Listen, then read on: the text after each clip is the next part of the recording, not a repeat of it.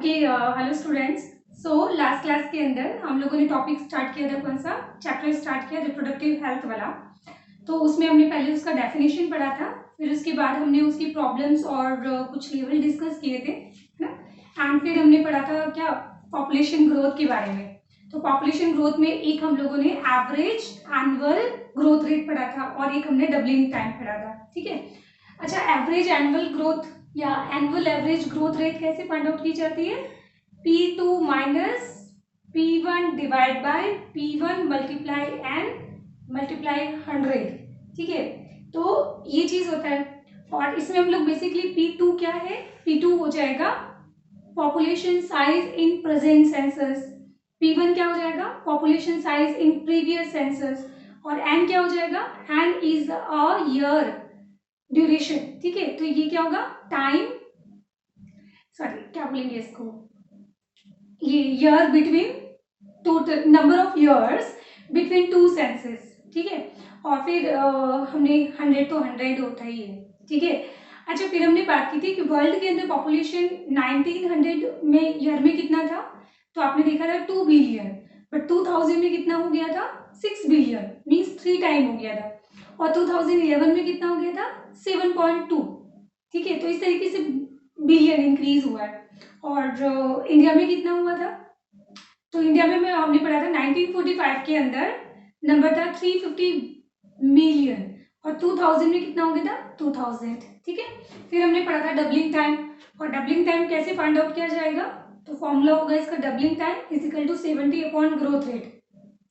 और ये 70 बेसिकली क्या है, 70 यूएस के अंदर उनकी पॉपुलेशन को डबल होने में जो टाइम लगता है, ठीक है। तो 70 स्टैंडर्ड हम लोग उनका काउंट कर दें, ठीक है। फिर उसके बाद हमने देखा था कि जो डबलिंग टाइम है वो अगर दिया होता है कि 1.7% है, इसका मीनिंग क्या होता है कि 1000 लोगों के अंदर एक साल के अंदर 17 लोग इंक्रीज हुए, ठीक है।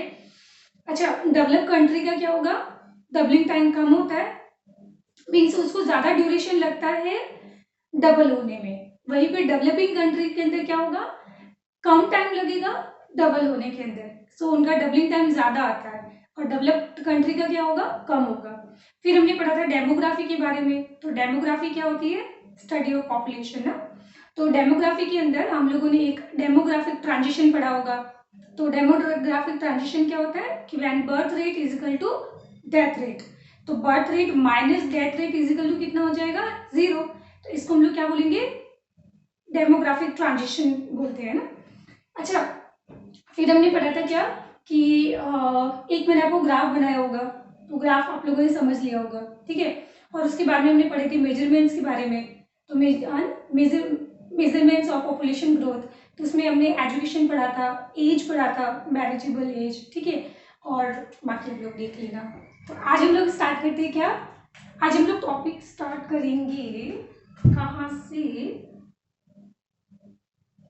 आज हमारा टॉपिक स्टार्ट होने वाला है बर्थ डिवाइसेस या मेथड हम लोग डिस्कस करने वाले हैं। तो आज हमारा टॉपिक है मेथड्स फॉर बर्थ कंट्रोल। तो बर्थ को कंट्रोल करने के लिए हम कौन कौन से मेथड यूज कर सकते हैं। तो पहली चीज तो ये है कि इन मेथड को यूज, कौन से मेथड को आप लोग कंसिडर करोगे जो मार्केट के अंदर बहुत इजीली अवेलेबल हो जाए, बहुत इजीली यूजेबल हो, ठीक है, एंड प्लस रिवर्सिबल भी हो।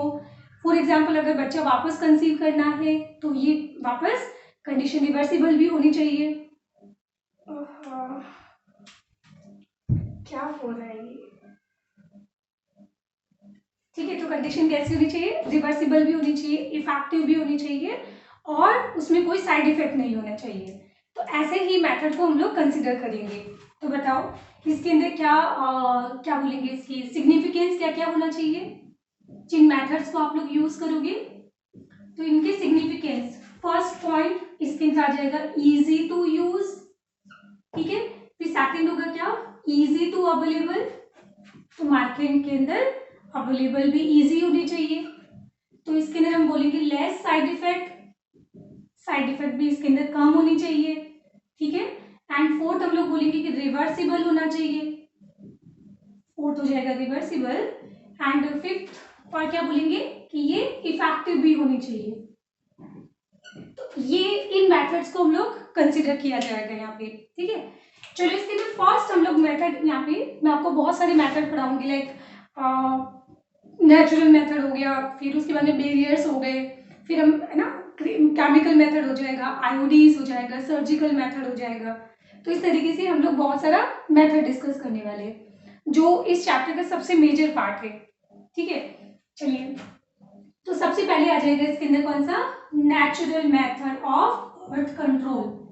तो नेचुरली हम लोग कैसे कंट्रोल कर सकते हैं बर्थ को, ठीक है। तो प्रेगनेंसी नहीं होनी चाहिए, तो इसके लिए नाम क्या लिखा मैंने, नेचुरल मीन्स यहाँ पे हम कोई भी डिवाइसेस नहीं यूज कर रहे, तो यहाँ पे कोई भी उसका साइड इफेक्ट भी नहीं होने वाला है, ठीक है। सो नेचुरल मेथड जो है वो भी 3 तरह का होता है, ठीक है। कितने टाइप का, 3 टाइप का। तो सबसे पहले इसके अंदर आएगा रिदम मेथड। कौन सा, रिदम मेथड, या फिर इसको बोलते हैं सेफ पीरियड, या इसको बोला जाता है पीरियोडिक पीरियोडिक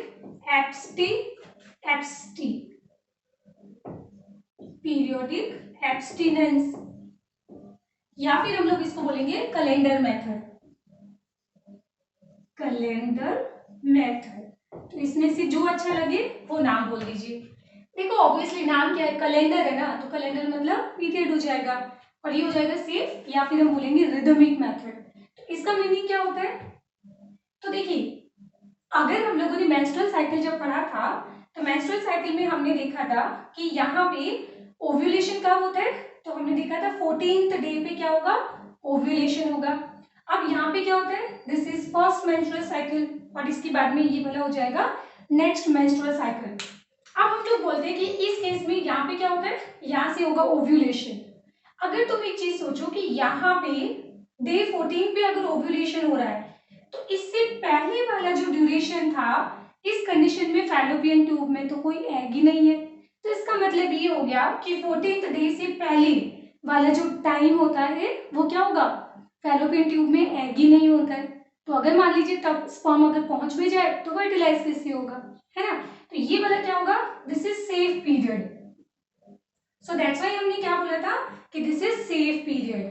और रिदमिक क्यों, क्योंकि इसमें आपको हर बार हर मंथ के अंदर ये वाला जो मेंस्ट्रुअल साइकिल जैसे ही कंप्लीट होगा तो उसके नेक्स्ट 4th डे पे, नहीं आया समझ में, मान लो कि मेंस्ट्रुअल साइकिल चल रहा है 1 से 4 दिन, ठीक है। तो 1 से 4 दिन तो ब्लीडिंग पीरियड चलेगा।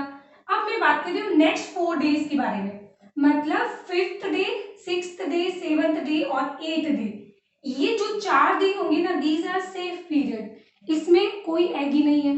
अब तुम तो बोलोगे कि मैडम ओव्यूलेशन तो 14th डे पे होता है, तो इसका मतलब ये हुआ कि डे 13 तक तो सेफ हुआ ना, नहीं, क्योंकि हम लोग बोलते हैं कि 14th डे कोई आइडियल कंडीशन नहीं है, ऐसा हमेशा नहीं होता है, कभी कभी ओव्यूलेशन बिफोर 14th डे से भी हो सकता है ना।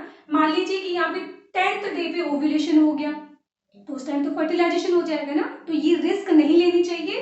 तो हम लोग सिर्फ ये 4 डेज जो है ना, या मैक्स टू मैक्स 5 डे मान लीजिए, तो पीरियड खत्म होने के जस्ट बाद में 4 to 5 डे जो होते हैं वो 100% सेफ पीरियड होता है। ये समझ आ रहा है सेफ पीरियड। एक और सेफ पीरियड देखो, ये ओव्यूलेशन हो गया, अब ओव्यूलेशन होने के बाद इस एग का लाइफ स्पैन कितना होता है, जस्ट 1 डे, 24 आवर्स, या मैक्स टू मैक्स मैं 1 से 2 दिन की बात कर लेती हूँ। तो मतलब ओव्यूलेशन होने के 2 दिन बाद, मतलब डे 16 तक और डे 17 तक, तो 14 से लेकर 17 डे तक जो है वो बिल्कुल सेफ पीरियड नहीं है, ये तो बिल्कुल हाईली फर्टाइल पीरियड है। सो हम क्या आइडियली 14 से स्टार्ट करेंगे क्या, नहीं, मैंने क्या बोला था 10th डे पे भी ओव्यूलेशन हो सकता है। तो इसका मतलब ये हुआ कि एग्जैक्टली डे 17, 10 से लेकर डे 17 तक का जो टाइम होता है दैट इज फर्टाइल पीरियड। इस टाइम तो प्रेगनेंसी की बहुत ज्यादा हाई चांसेस होने चाहिए, तो इस ड्यूरेशन के अंदर कभी भी कॉपुलेशन नहीं होना चाहिए, ठीक है। और 17 डेज के बाद का जो टाइम पीरियड होता है तो नेक्स्ट मेंस्ट्रुअल साइकिल, तो उस कंडीशन में क्या हो गया, कॉर्पस ल्यूटियम ऑलरेडी ब्रेक हो चुका है, तो अब प्रेगनेंसी नहीं होगी और इवन जो एग होगा इस एग का भी लाइफ स्पेन खत्म हो चुका है, तो अब ये डेड एग जो है वो फर्टिलाइज नहीं होगा। बट एक प्रॉब्लम यहाँ पे ये हो सकती है कि नेक्स्ट मेंस्ट्रुअल साइकिल कब होगा इसकी कोई गारंटी नहीं है, क्योंकि मैंने आपको बोला था कि वैसे तो 28 डे में मेंस्ट्रुअल साइकिल होता है, बट कभी कभी मेंस्ट्रुअल साइकिल जो होता है वो 35 डे का भी हो सकता है और 38 डे का भी हो सकता है, तो इसके लिए हम फिर कुछ नहीं बोल सकते। ठीक है, तो इस चीज से यहाँ तो मतलब पूरा डाउट ही हो गया, ये तो पूरा फर्टाइल पीरियड हो गया। ठीक है, और यहाँ पे क्या हो जाएगा, दिस इज सेफ पीरियड। तो हम कंक्लूजन ये बनाएंगे कि नेक्स्ट मेंस्ट्रुअल साइकिल का कुछ पता तो होता नहीं है, तो इस वाले टाइम पीरियड को तो हम नहीं बता सकते कि कब होगा, और ये वाला पीरियड तो फर्टाइल पीरियड होता है। तो सबसे सेफ पीरियड होता है पीरियड्स के 5th से लेकर 8th डे तक, या max to max 9th day तक। ये समझ आ गया। तो इसमें हम लोग क्या बोलते हैं, हर महीने के अंदर नेक्स्ट मेंस्ट्रुअल साइकिल के बाद, नेक्स्ट मेंस्ट्रुअल साइकिल के बाद, नेक्स्ट मेंस्ट्रुअल साइकिल के बाद, दैट्स व्हाई इसको बोलते हैं कैलेंडर मेथड। ठीक है, तो ये चीज हो गई इसके अंदर।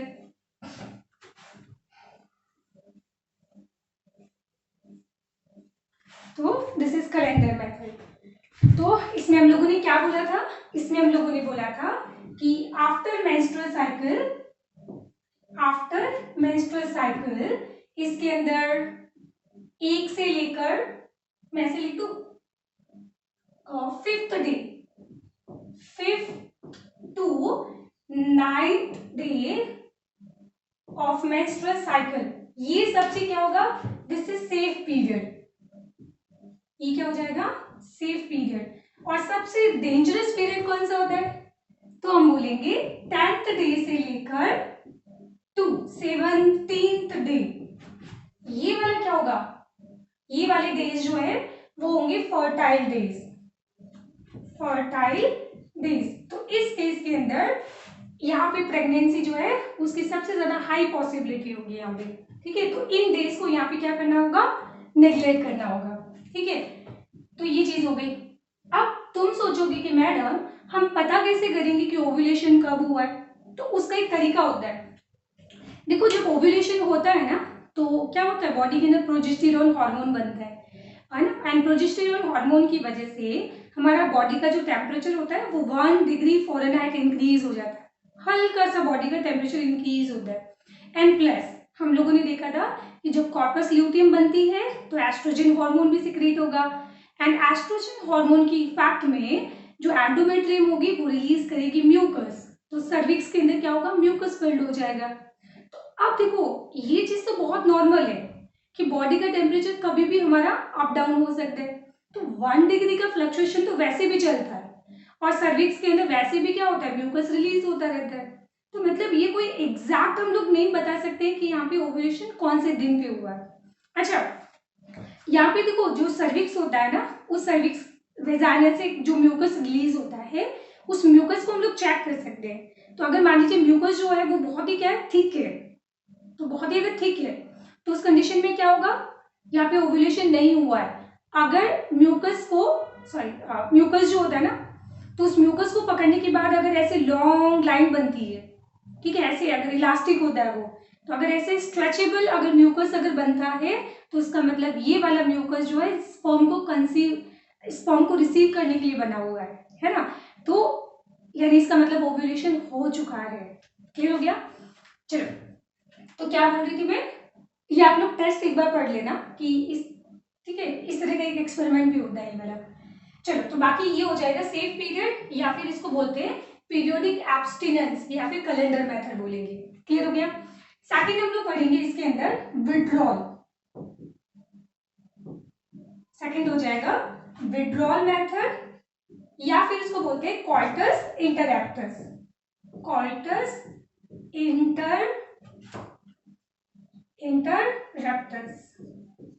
इंटररप्टस।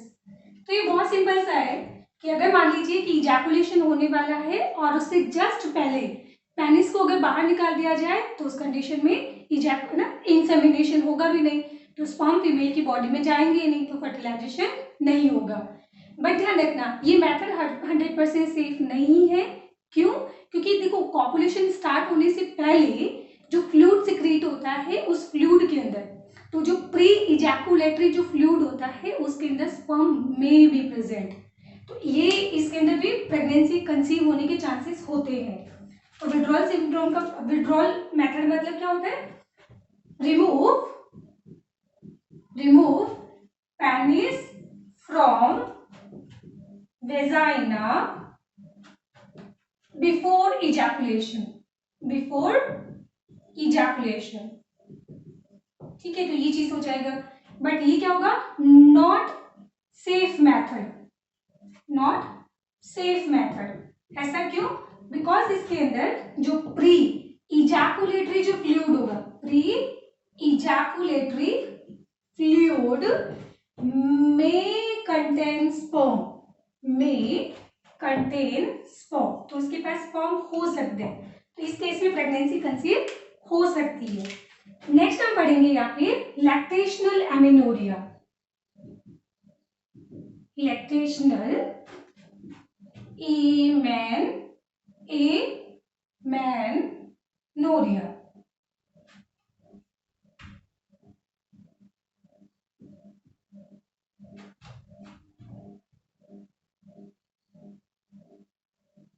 एमेनोरिया, ठीक है। तो एमेनोरिया का मतलब क्या होता है, absence of menstrual cycle, this is absence of menstrual cycle.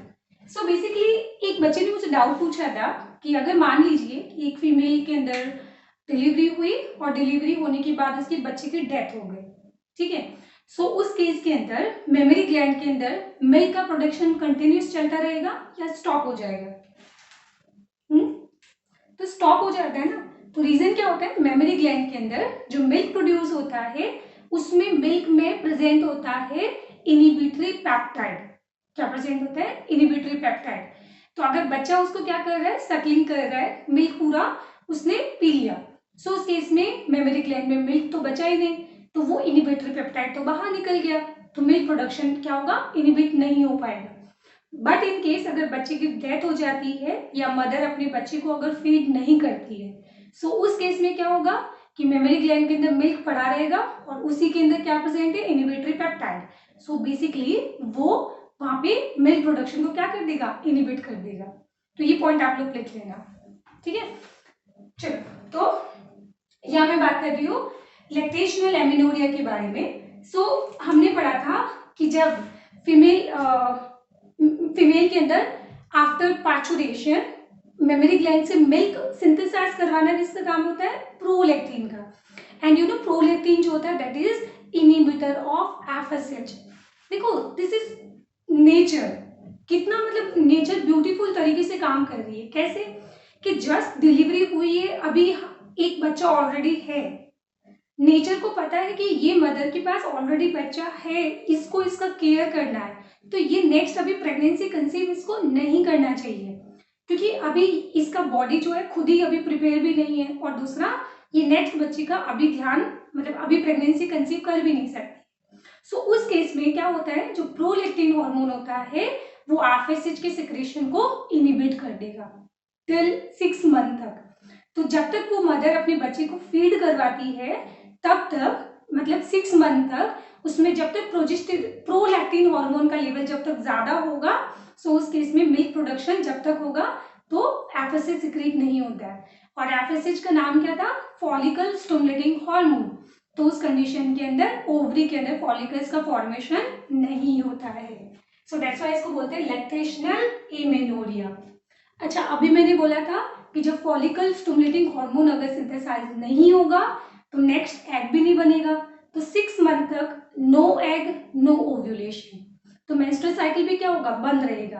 तो हमने बात की थी कि 9th मंथ की जो प्रेगनेंसी होती है उसमें भी मेंस्ट्रुअल साइकिल नहीं होता है, और बच्चा पैदा होने के बाद जो 6 मंथ होते हैं मैक्सिमम 6 मंथ, तो 6 मंथ तक भी मेंस्ट्रुअल साइकिल नहीं होता है, ठीक है।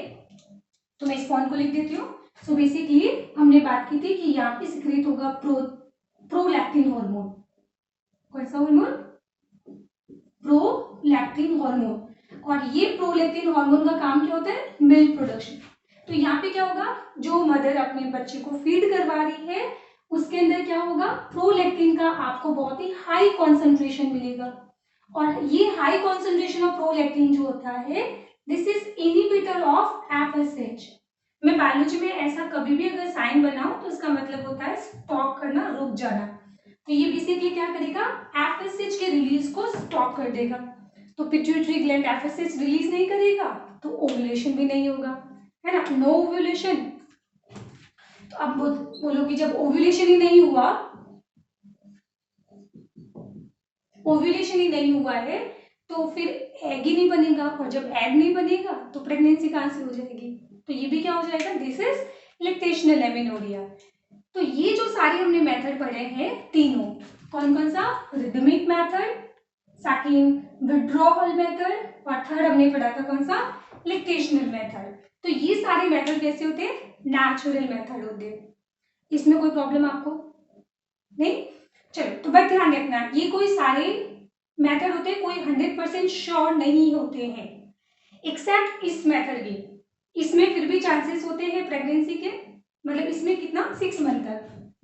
तो ये इफेक्टिव होगा, effective maximum to 6 month, maximum to 6 month. तो 6 मंथ तक यहाँ पे प्रेगनेंसी कंसीव नहीं होगी। और इसमें ध्यान रखना 5 से लेकर 9 मंथ ऑफ मेंस्ट्रुअल साइकिल। इतना क्लियर हो गया। चलो, उसके बाद हम सेकंड मेथड पढ़ेंगे यहाँ पे बैरियर्स के बारे में। इसको मैं खा दो।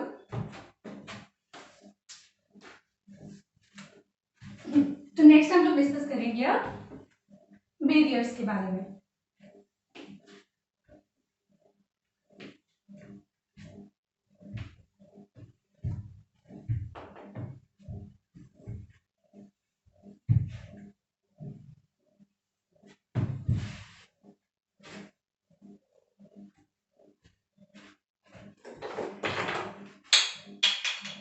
चलिए, सेकंड कौन सा हो जाएगा इसके अंदर, बैरियर्स। तो ये क्या होते हैं, प्लास्टिक के बने बैरियर्स होते हैं, ठीक है। अब ये बैरियर्स किसके लिए होते हैं, मेल के लिए या फीमेल के लिए। तो हम पढ़ेंगे कि मेल और फीमेल, ये बैरियर्स दोनों के लिए होते हैं। और मेल में हम लोग इसको क्या बोलते हैं, निरोध। बहुत ही कॉमन पॉपुलर नेम क्या हो जाएगा इसका, निरोध। बट फीमेल के लिए भी मार्केट के अंदर बहुत सारे बैरियर्स अवेलेबल होते हैं। जैसे इसमें एग्जाम्पल हम लोग पढ़ेंगे फेमिडो, फेमिडो। और सेकंड में इसमें पढ़ाऊंगी आपको डायाफ्रागम, डायाफ्रेगम, डायाफ्रेगम, ठीक है। और एक हो जाएगा फेमिडो। थर्ड हो जाएगा इसके अंदर सर्वाइकल,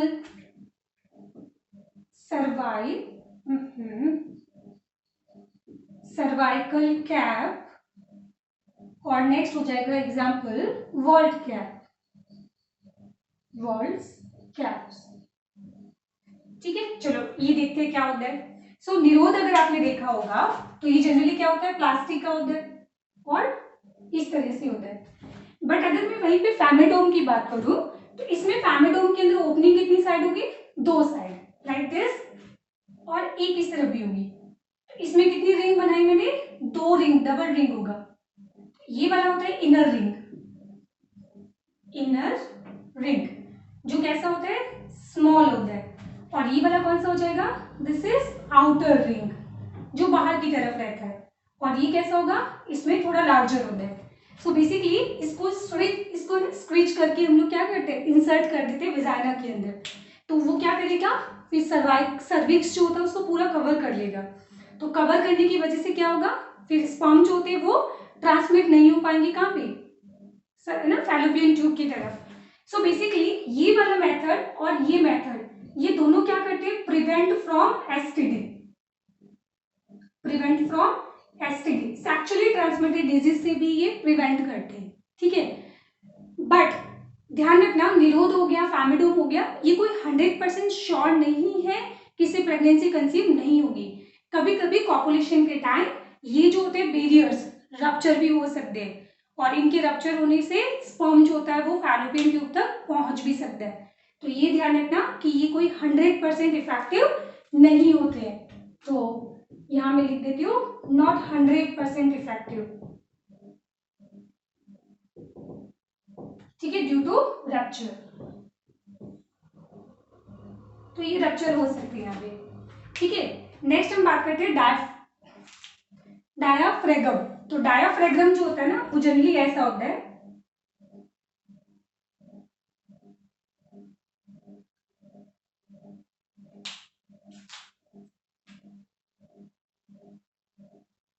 ऐसा, ठीक है। सो बेसिकली एक मिनट मुझे सही तो बना है। तो डायफ्रागम में इसीलिए क्या होगा, यहाँ पे प्रेजेंट होगी एक मेटेलिक रिंग। क्या प्रेजेंट होगा, एक मेटेलिक रिंग प्रेजेंट होती है। सो बेसिकली इसको हम लोग कहाँ पे इंसर्ट करेंगे, सर्विक्स के अंदर, लाइक दिस।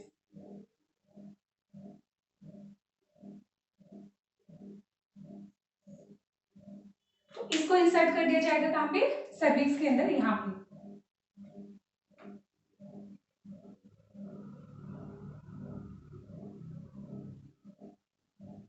तो इसने बेसिकली क्या किया, पूरे के पूरे सर्विक्स के ओपनिंग को कवर कर लिया ना। So that's why this is, ये क्या हो जाएगा, है ना। तो इससे यहाँ पे क्या होगा, स्पर्म जो होते हैं वो ऊपर ट्रांसमिट नहीं हो पाएंगे।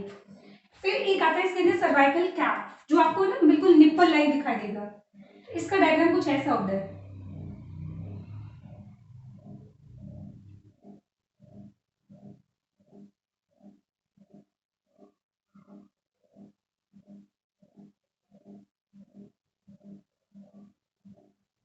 ठीक है। तो ऐसा डायग्राम होता है। तो ये भी एग्जैक्टली ऐसे ही इसमें इंसर्ट किया जाता है।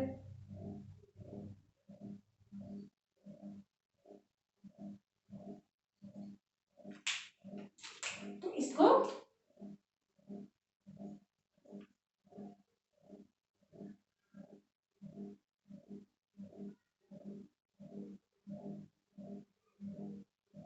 तो ये निप्पल लाइक होता है ना, कौन सा, सर्वाइकल कप हो जाएगा, ठीक है। और वॉल्ट जो होते हैं ना वो बिल्कुल डायफ्रागम जो होता है ना, इससे छोटा पार्ट होता है बस, मतलब उसके अंदर मेटालिक रिंग नहीं होती है। बाकी इसका भी डायग्राम ऐसा ही सेम होता है। ध्यान रखना, एनसीईआरटी के अंदर फैमिलोम का डायग्राम भी दिया हुआ है और एक यहाँ पे निरोध का भी डायग्राम दिया हुआ है। ध्यान रखना, ये दोनों डायग्राम दिए हुए वहां पे। इसको भी मैं वापस बना देती हूँ। तो ये छोटा डायग्राम बनाना है इसमें। तो ये भी बेसिकली इस तरह से इंसर्ट किया जाता है। तो आप लोग ध्यान से देखो, तो ये इंसर्ट कहाँ पे हो रहा है, यहाँ पे सर्विक्स को ये कवर कर रहा है। क्या कर रहा है, सर्विक्स को कवर कर रहा है, बट इसने वेजाइना को कवर नहीं किया।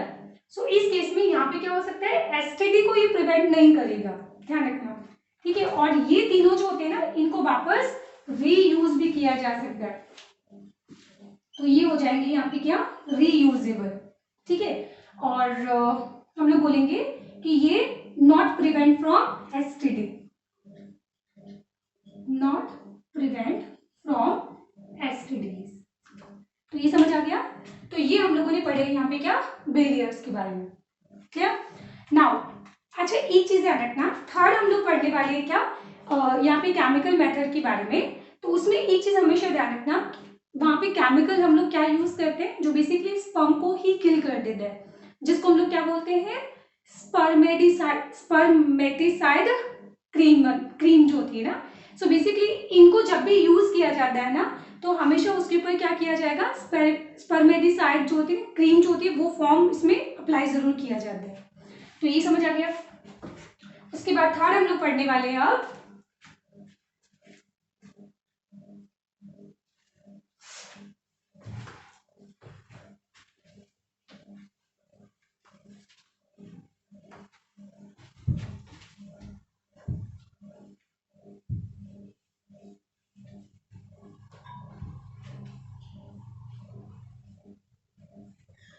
चलिए जी। तो अब हम बात करते हैं थर्ड, इसमें मेथड आ जाएगा आपका कौन सा, chemical method.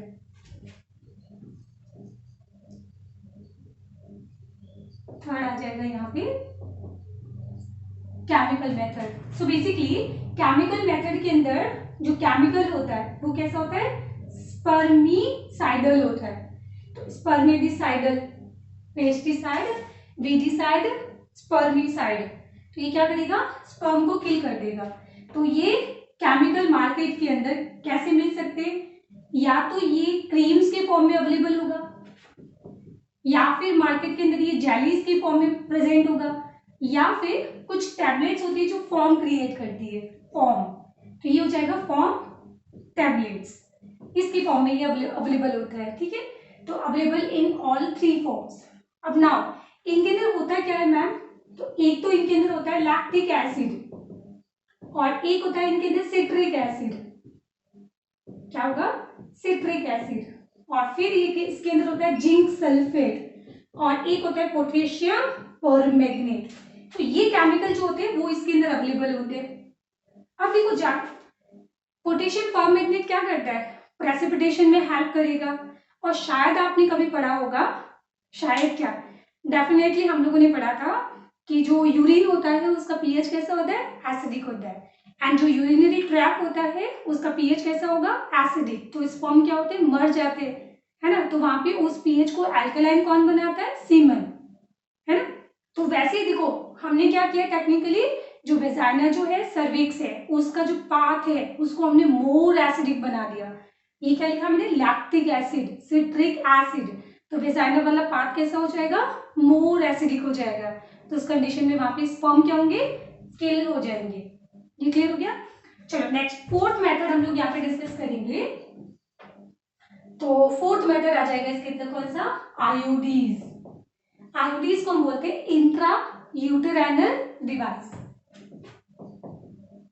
Intra uterine, intra uterinal होता है ना, यूटेराइन होता है, इंट्रा यूटेराइन डिवाइस।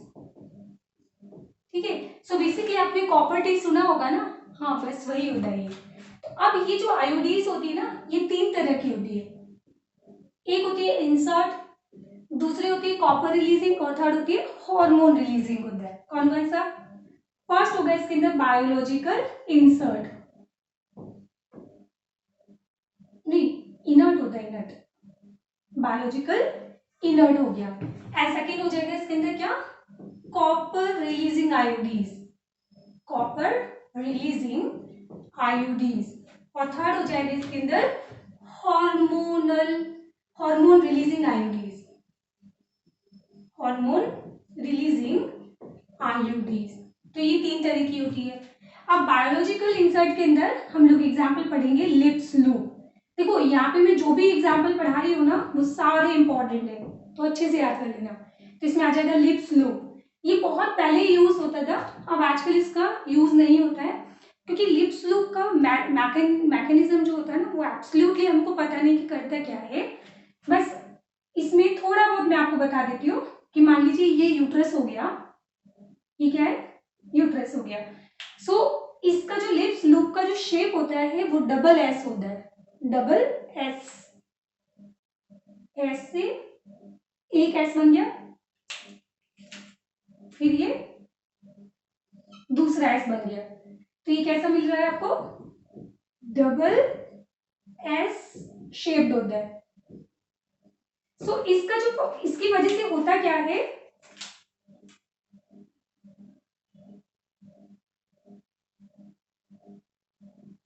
देखो इसने बेसिकली क्या किया, यूट्रस की जो लाइनिंग है ना उन सबको उसने कवर कर लिया। पहली चीज तो मतलब इसकी वजह से इम्प्लांटेशन नहीं होगा। और दूसरा जो स्पर्म होगा उस स्पर्म को जाना कहाँ पे, फैलोपियन ट्यूब के अंदर। तो स्पर्म जब यहाँ पे जाएगा तो अल्टीमेटली बीच में क्या कर रहा है, क्रिएट कर रहा है हिंड्रेंस।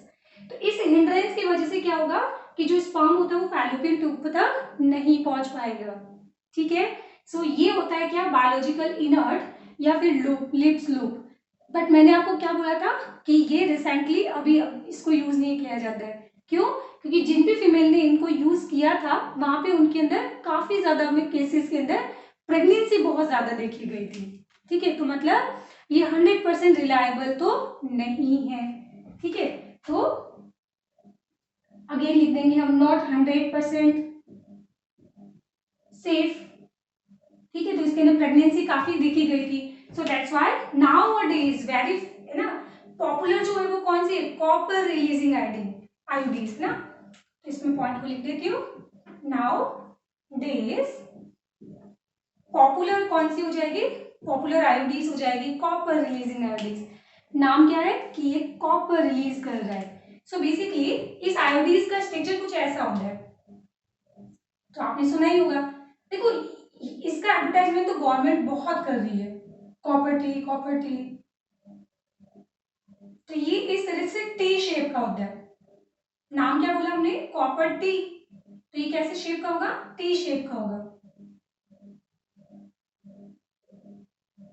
और बेसिकली बना किसका होता है? कॉपर का बना होता है। तो मतलब ये क्या होता है? मेटेलिक वायर होता है, जो आपको कैसे शेप का मिलेगा? टी शेप का मिलेगा, इस तरीके से, है ना। तो ये जो इसके आर्म्स होते हैं ना, ये कैसे होते हैं? फ्लैक्सिबल होते हैं। तो डॉक्टर क्या करेंगे? इसको इस तरीके से पकड़ लेंगे, जैसे इसको नीचे ले आओ, इसको भी नीचे ले आओ, पकड़ लिया। उसके बाद में वेजाइना से होते हुए इसको पूरा यूट्रस में ले जाके आप इसको छोड़ दीजिए। तो यूट्रस में ले जाके जैसे छोड़ोगे तो ये यूट्रस को क्या कर लेगा? कवर कर लेगा। ठीक है। सो बेसिकली इसको क्या करना पड़ता है? इंसर्ट करना पड़ता है। बट ये क्या रिलीज करेगा? कॉपर रिलीज करेगा। अब मुझे बताओ, आप इन सबको इम्प्लांट कहाँ पे कर रहे हो? यूटेरस के अंदर। सो दैट्स व्हाई बोला जाएगा इनको इंट्रा यूटेराइनल डिवाइस। इंट्रा यूटेराइनल। एक बार चेक करना कि ये यूटेराइनल है या यूटेराइन है। ठीक है। चलो, तो इसमें बेसिकली क्या हो रहा है? कॉपर रिलीज हो रहा है। एंड यू नो, ये जो कॉपर होता है ये कौन से फॉर्म में मिलेगा आपको? आयोनिक फॉर्म के अंदर मिलेगा। और ये जो आयोनिक फॉर्म ऑफ कॉपर होता है ना, ये करेगा क्या? तो ये स्पर्म की मोबिलिटी को बहुत ज्यादा डिक्रीज कर देगा। तो स्पर्म की मोबिलिटी को क्या कर रहा है? ये डिक्रीज कर रहा है। तो उस केस के अंदर स्पर्म जो होते हैं वो फैलोपियन ट्यूब तक पहुंच ही नहीं पाएंगे, पहली चीज। एंड दूसरा, यूट्रस के अंदर ये फैगोसाइटिक नेचर को बढ़ा देगा। फैगोसाइटिक एक्टिविटीज को क्या कर देगा? इंक्रीज कर देगा। तो उसकी वजह से जो स्पर्म होते हैं उन सबको एनगल्फ कर लेगी कौन? डब्ल्यूबीसी। तो अगर डब्ल्यूबीसी सारे ही स्पर्म को अगर खा गई तो उस केस में क्या होगा? फिर फर्टिलाइजेशन नहीं होगा। ठीक है। अच्छा, इसमें हम लोग फिर अगेन एग्जाम्पल की बात करते हैं। तो इसका हम बोलते हैं कॉपर टी। कॉपर रिलीज करने वाला टी शेप आपको जो स्ट्रक्चर दिख रहा है। तो ये कॉपर टी बहुत सारी मिलेगी आपको मार्केट के अंदर। एक कॉपर टी 200 भी मिलेगा। पूरा नाम लिख देती हूँ, क्या मिलेगा?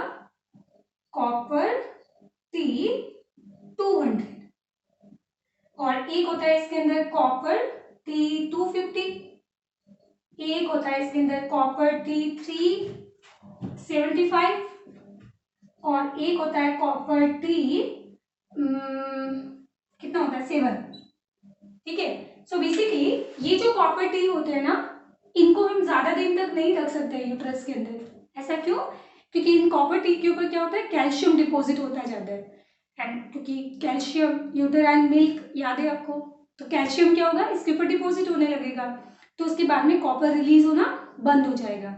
तो इसको 3 to 5 ईयर में क्या करना पड़ता है? चेंज करना पड़ता है। तो 3 to 5 ईयर के बाद में इसको निकालो और फिर बाद में एक नई आयोडीज इंसर्ट करो। बट वहीं पे ये 375 जो है ना, इसको इंसर्ट किया जाता है कब तक? 7 to 10 डेज के अंदर वापस इसको अगेन इंसर्ट करना पड़ेगा, है ना। मतलब नई आयोडीज 7 to 10 ईयर के बाद में ऐड करनी, वापस इंसर्ट करनी होगी। अब तुम सोचोगे कि मैडम ये 200, 250, 375, 7 ये सब क्या है? तो एक्चुअली ये आपको जो वायर दिख रहा है ना, इस वायर का एरिया होता है 200 mm square, 250 mm square, 375 mm square and 7 mm square. तो आपको समझ आ गया? तो ये सारा हमने पढ़ा था कॉपर रिलीजिंग आयोडीज, बहुत इंपॉर्टेंट है, ध्यान रखिएगा। नेक्स्ट हम बात करते हैं हार्मोन रिलीजिंग आयोडीज। तो हार्मोन रिलीजिंग आयोडीज दो तरह की होती है, जो दो तरह के हार्मोन रिलीज करता है। एक जो प्रोजेस्टेरॉन एनालोगस होता है, कौन सा? प्रोजेस्टेरॉन रिलीजिंग आयोडीज होती है। और दूसरा होता है लेवोनो गैस्ट्रल, लेवोनोगेस्ट्रल। या तो ये हार्मोन रिलीज करता है या ये वाला हार्मोन। तुम तो बोलोगे कि मैडम ये तो प्रोजेस्टेरॉन रिलीज कर रहा है, और प्रोजेस्टेरॉन तो प्रेगनेंसी को बढ़ाने में हेल्प करेगा ना। नहीं, ये प्रोजेस्टेरॉन एनालोगस है। एनालॉग मतलब उसके जैसा मिलता जुलता है। और इसका एग्जाम्पल आपको मिलेगा प्रोजेस्टासर्ट।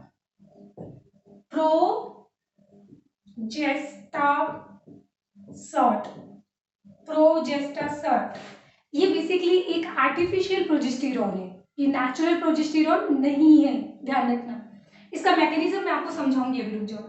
एंड दूसरा आपको मिलेगा यहाँ पे क्या, लेवोनोगेस्ट्रल, जिसका एग्जाम्पल आपको मिलेगा कौन सा, LNG20। LNG20 20 का मतलब होता है कि ये डेली, रोज 20 माइक्रोग्राम, क्या बोला मैंने, 20 माइक्रोग्राम लेवोनोगेस्ट्रल रिलीज कर दे। तो ध्यान रखना है, इसके दो एग्जाम्पल आपको मैंने पढ़ाए, कौन कौन सा, प्रोजेस्टेरॉन एनालोगस, और दूसरा कौन सा हार्मोन रिलीज करेगा, लेवोनोगेस्ट्रल। अब मैं आपको इसका मोड ऑफ एक्शन समझाती हूँ कि एक्चुअली करेंगे क्या। देखो हमने क्या लिखा है, प्रोजेस्टेरॉन एनालॉग, ठीक है, मतलब ये वाला प्रोजेस्टासर्ट जो है एक आर्टिफिशियल प्रोजेस्टेरॉन है, ये नेचुरल प्रोजेस्टेरॉन नहीं है, समझा है। तो इसका मतलब ये हुआ कि यूट्रस के वॉल के ऊपर जो रिसेप्टर होते हैं ना यहाँ पे, और ये रिसेप्टर किसके होते हैं, प्रोजेस्टेरॉन रिसेप्टर होते हैं।